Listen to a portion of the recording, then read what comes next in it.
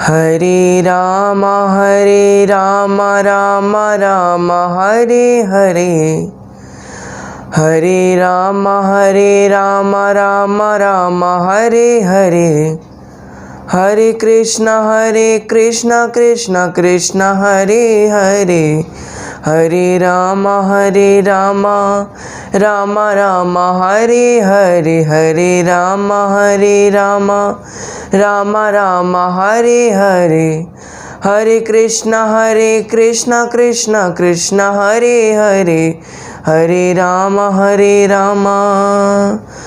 राम राम हरे हरे, हरे कृष्णा कृष्णा कृष्णा हरे हरे। बोलिए श्रीमन्नारायण भगवान की जय, बोलिए श्री भक्तवत्सल भगवान की जय, बोलिए श्रीमद्भागवत महापुराण की जय। तो जिस प्रकार पिछले सत्र में हमने भगवान की कई सारी लीलाओं के बारे में जाना, कुछ चरित्र भगवान के जाने, गौ माता के महत्व के बारे में जाना कि आखिर गाय है क्या, गाय का महत्व क्या है, गाय हमारे लिए क्यों पूजनीय है, गाय को माता क्यों माना जाता है। गाय केवल एक पशु नहीं, हमारे लिए माता समान है, भगवान समान है, क्योंकि उसके अंदर 33 कोटि।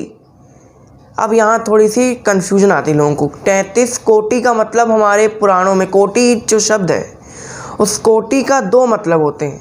पहला मतलब होता है प्रकार और दूसरा मतलब होता है करोड़।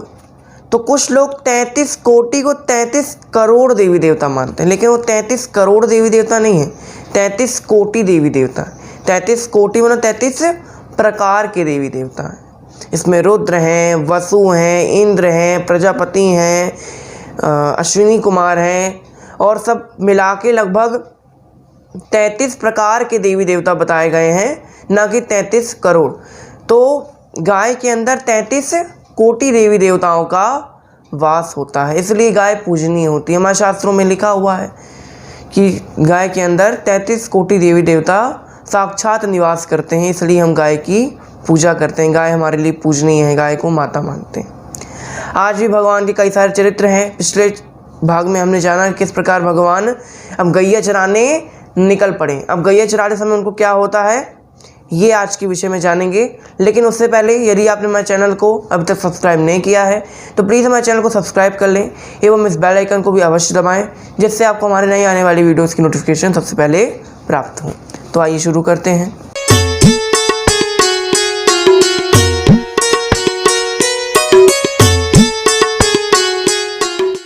यहाँ भगवान गैया चराने जा रहे हैं। ये जो स्थान है वो वृंदावन का स्थान है।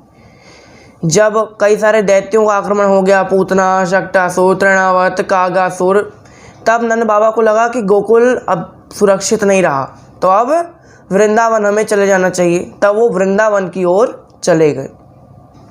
यहाँ वृंदावन में अब उन्होंने नया घर बनाया और भगवान को गैया चराने को भेजा। यशोदा मैया ने अब भगवान गैया चराने को निकले हुए हैं। यहाँ गैया चरा ली, शाम हो गई, शाम को भगवान घर लौट रहे हैं। तो यहाँ जो गोपियाँ थी वो भी अपना माखन, दूध, दही आदि बेचने के लिए जाती थी। कभी बरसाना जाएँ, कभी मथुरा जाएँ, कभी कहीं जाएँ, कभी कहीं जाएँ। तो ज़रूरी तो नहीं है कि रोज़ हर सारी मटकियाँ बिक जाएँ जितनी वो लेकर जा रही थी, कुछ बच भी जाती थी। यहाँ गोपियाँ भी अब माखन दूध बेचकर लौट रही हैं। तो 3 मटकियाँ उनके सर पर हैं, सर पर रखे हुए मटकियों को लौट रही। यहाँ बीच में भगवान मिलते हैं। भगवान कहते हैं, अरे गोपी, लगता है 18 माखन नहीं बिको। तो कहते हैं गोपी के हाँ कन्हैया, 1-2 मटके भी बच गई। भगवान ने कहा थोड़ा सा माखन हमको भी खिलाई दे। गोपियाँ कहती हैं कि खिला तो दूँ, लेकिन फ़ायदा क्या। भगवान ने कहा फ़ायदा, कहते हाँ तेरे को बचपन से माखन खिला रहे हैं तो क्या कोई फ़ायदा हुआ। नंद बाबा गोरे, दाऊ भैया गोरे, रोहिणी माता गोरी, यशोदा मैया गोरी, तो काला का काला ही रह गया। तेरे को तो कोई फ़र्क ही नहीं पड़ा, माखन खिलाने का कोई फ़र्क ही नहीं है, तो हम क्यों खिलाएंगे माखन, अपना क्यों वेस्ट करेंगे, क्यों बर्बाद करें। यहाँ भगवान को गुस्सा आ जाता है कि मेरे को काला बोला इसने। भगवान लिया एक ढेला यानी पत्थर लिया, ढेला और मटकी फोड़ दी। मटकी फोड़ी, या मटकी उनके सर में थी तो पूरी नहा गई वो, जितनी गोपियाँ थी।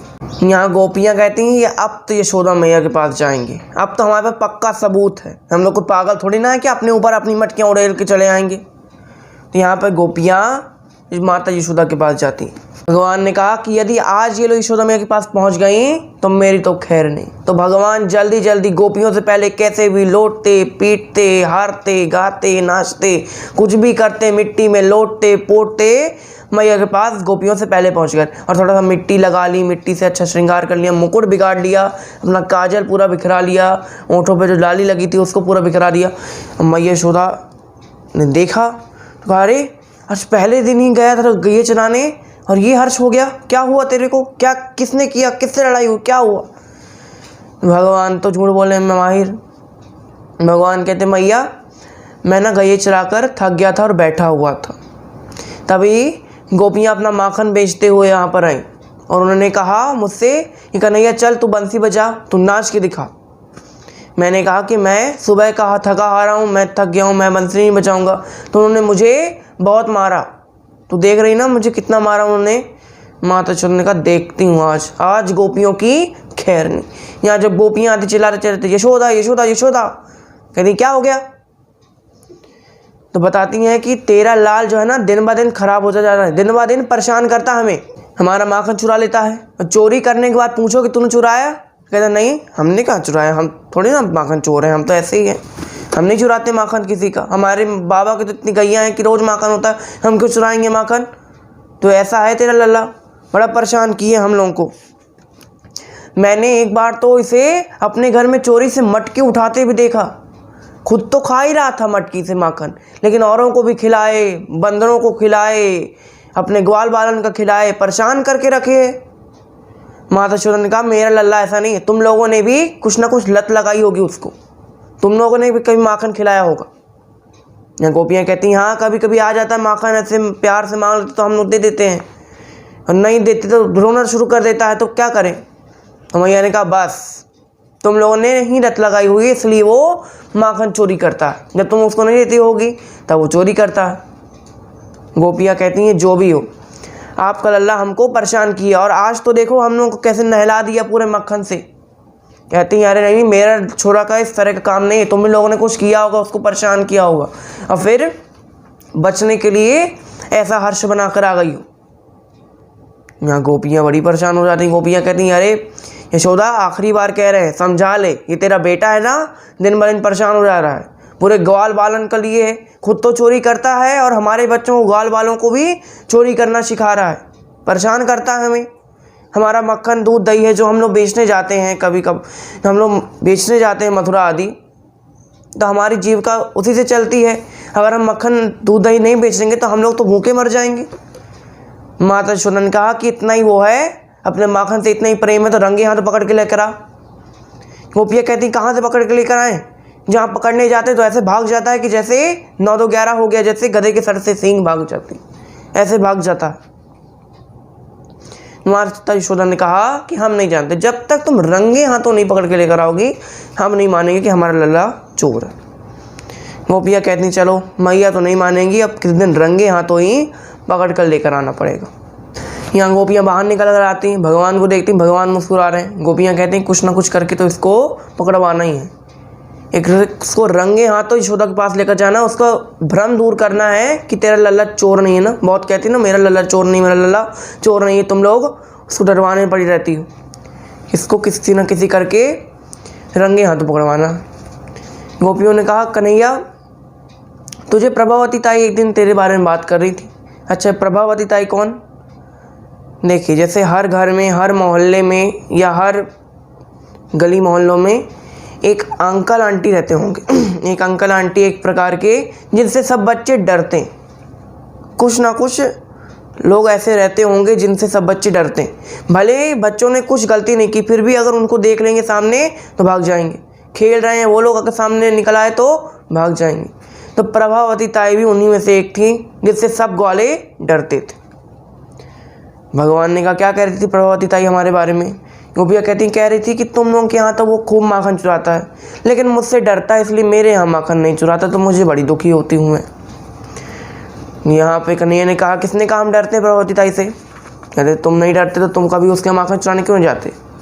कन्हैया कहते हैं नहीं चुराते तो अब चुराने लगेंगे, अब कल ही हम प्रभावती ताई के यहाँ जाएंगे। तो भगवान ने ये सब कहा।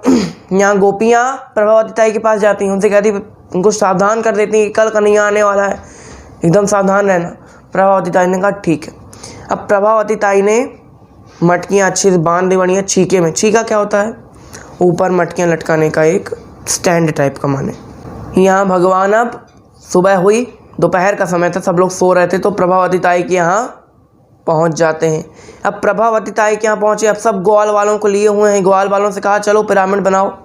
सब लोग एक के ऊपर एक, एक के ऊपर एक, एक के ऊपर एक चढ़ गए। अब भगवान के 4 सखा थे जो एकदम पक्के सखा थे, मधुमंगल, मुदमंगल, श्रीधामा, बलदाऊ। ये 4 लोग थे जो एकदम पक्के सखा थे। और भी कई सखा थे उनके, लेकिन ये 4 एकदम बेस्ट फ्रेंड, क्लोज फ्रेंड जिनको कहते हैं, तो उनके क्लोज फ्रेंड्स थे। तो उन्होंने कहा कि चलो सब लोग चढ़ जाओ, एक के ऊपर एक, एक के ऊपर एक चढ़े। भगवान सबसे ऊपर चढ़े। अब जो प्रभावती ताई थी पीछे सब देख रही ग्वाल वाले क्या कर रहे हैं। प्रभावती ताई ने क्या किया था कि मटकी में जो माखन था, माखन को थोड़ा सा मटकी के नीचे एकदम तल में रखा हुआ था, क्योंकि भगवान हाथ डालेंगे तो हाथ निकालने में समय लगेगा जब माखन नीचे है। तो भगवान ने हाथ डाला, माखन निकाला, उतने में प्रभावती ताई आ गई। प्रभावती ताई के आते ही सारे ग्वाल वाल बिल्कुल हड़बड़ियाए और सब भाग गए। अब प्रभावती ताई ने किसी ग्वाल वाल को नहीं पकड़ा, क्योंकि उनको केवल कृष्ण को पकड़ना था। अब सब जो ग्वाल वाल थे वो जब चले गए, अब भगवान तो ऊपर ही लटके रह गए। यहाँ प्रभावती ताई ने कहा कि बहुत यशोदा कहती है ना कि रंगे हाथों पकड़ के लाओ, रंगे हाथों पकड़ के लाओ, आज पकड़ में आया है, आज इसको सजा दिलवाऊंगी। भगवान ने कहा सजा बाद में दिलवाना, अभी मैं मर गया ना तो पूरा गांव तुम पे हुजू करने वाला है, कोई तुमको गांव में नहीं रहने देगा, नीचे उतारो पहले मुझे। प्रभावती ताई ने उसको गोद में लिया और नीचे उतारा, और उसका हाथ एकदम कस के पकड़ा कि कहीं भाग ना जाए। प्रभावती ताई कहती हैं चल आज मैं तुझे यशोदा के पास लेके जाऊँगी। यहाँ भगवान ने कहा ताई एक बार क्षमा कर दे, माफ़ कर दे मुझे।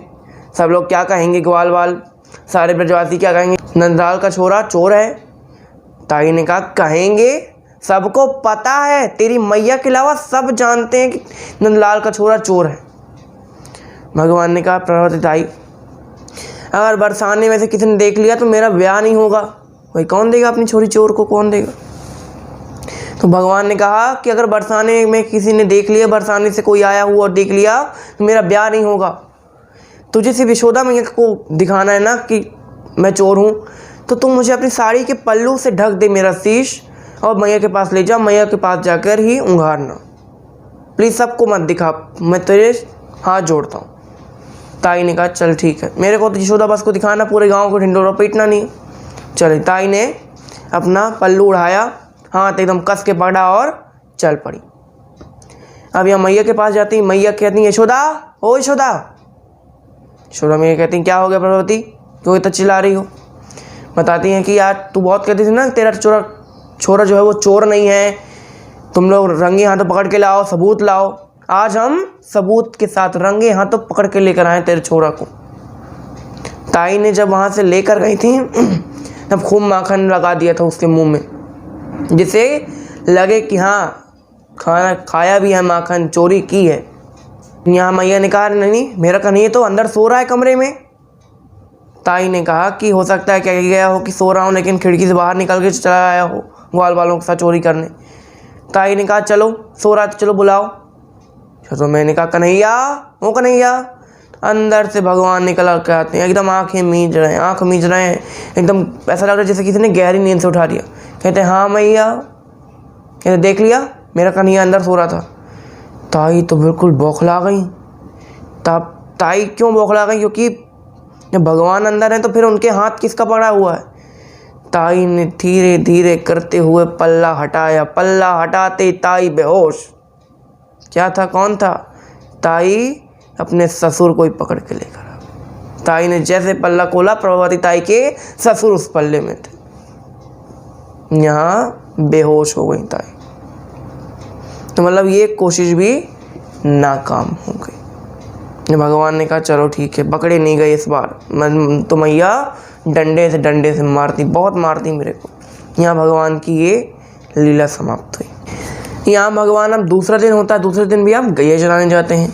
गैया चराने जा रहे हैं। अब कंस ने एक असुर को भेजा था, वत्सासुर, एक तरह से भैंसासुर मानी, भैंसे की तरह था, एकदम काला, पूरा काला बछड़ा था, उसको वत्सासुर नाम था उसका। वो बछड़े का आकार बना सकता था, बछड़े का रूप बना सकता था। उसको कंस ने कहा कि मेरे काल गोकुल वृंदावन में है, जाओ और उसको मार डालो। वत्सासुर ने कहा ठीक है। वत्सासुर अब एक छोटे से बछड़े का रूप बनाकर भगवान के गायों के बीच में मिल गया। यहाँ भगवान को सब समझ में आ गया। आज भगवान कहते हैं कि आज हम सारे बछड़ों पर सवारी करेंगे। अब भगवान ने अपना जो बछड़ा था वो उसी वत्सासुर को चुना। वत्सासुर ने कहा चलो आ बैल मुझे मार। क्या बात है, आज काल खुद ही प्यासा खुद कुएं के पास चला आया। मतलब जिसको मारना था वो खुद उसके ऊपर बैठ गया। अब वो चल रहा है। अब सभी जो ग्वाल वाले हैं वो लोग रेस लगाते हैं, देखते हैं किसका बछड़ा सबसे अच्छा। भगवान कहते हैं हमारा बछड़े सबसे अच्छा, सबसे तेज भागेगा। यहाँ उसने कहा कि आज मैं इतनी तेज भागूंगा ना, तेरे को ब्रह्मांड से बाहर निकाल दूंगा। यहाँ रेस चालू हुई। अब भगवान का बछड़ा जो है उनको इतनी दूर ले गए जंगलों में कि भगवान अब परेशान हो गए।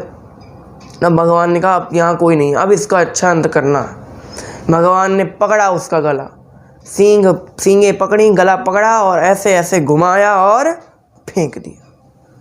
यहाँ उस वत्सासुर का अंत हो जाता है। जब कंस को पता चला कि भाई वत्सासुर का अंत हो गया, तो उसने अब एक और राक्षस, बकासुर नाम का राक्षस, पूतना का सगा भाई बकासुर, एक बगुले के आकार का था, तो उस बकासुर को उन्होंने भेजा।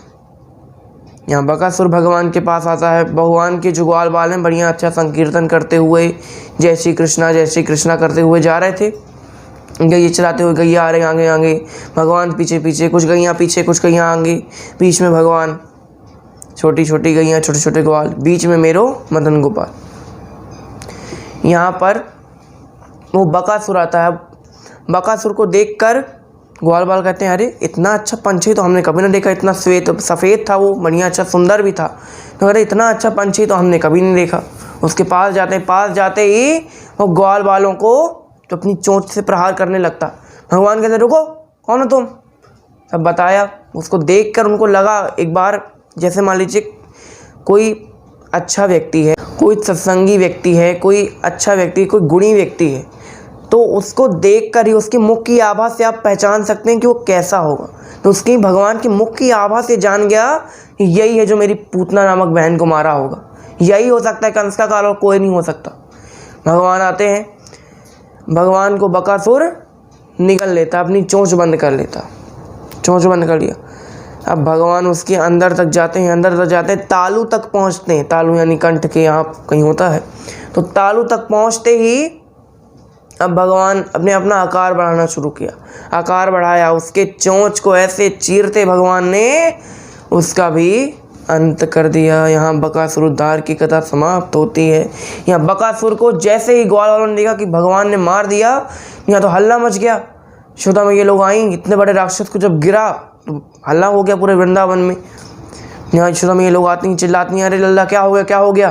ग्वाल वालों ने कहा कि आज कन्हैया तो भगवान ने कन्हैया को बचा ही लिया, आज तो कन्हैया बच गया। पता नहीं कन्हैया के अंदर ऐसी क्या शक्ति आ गई भगवान ने दी कि कन्हैया ने राक्षस की चोंच पकड़ के ऐसे चीर दी। मैया ने कहा कि ये लल्ला अभी गोकुल में था तो गोकुल में राक्षस आते थे, अब वृंदावन में है, हमने सोचे गोकुल अच्छा नहीं तो वृंदावन चलते, तो वृंदावन में भी राक्षस है। यहाँ सोचती हैं अब ऐसे स्थान बदलते रहेंगे तो क्या होगा, स्थान बदलने से थोड़ी ना कुछ हो सकता है। माता लोग चली जाते हैं। यहाँ बकासुर उद्धार नाम की कथा समाप्त होती। तो यहाँ आज की कथा को हम समाप्त करते हैं। आज हमने 2-3 राक्षसों का उद्धार के बारे में जाना, भगवान ने किस प्रकार माखन चोरी कर भी वो पकड़े नहीं गए, ये सब के बारे में जाना। आगे भी कई सारे चरित्र हैं, और कुछ चरित्र ऐसे हैं जो भागवत में नहीं मिलते, कुछ चरित्र भागवत में नहीं मिलते, लोक कथाओं में रहते हैं। उन कथाओं को भी हम लाने का प्रयास करेंगे, जो उन कथाओं को भी, भगवान के उन चरित्रों को भी सभी लोग समझें, सभी लोग जानें, उसमें क्या ज्ञान छुपा हुआ है उसको समझें। आज की कथा को हम यहीं विराम देते हैं। आज के लिए बस इतना ही। आप सबका बहुत बहुत धन्यवाद। जय श्री राम। भागवत भगवान की है आरती, पापियों को पाप से है तारती। भागवत भगवान की है आरती, पापियों को पाप से है तारती। पापियों को पाप से है तारती।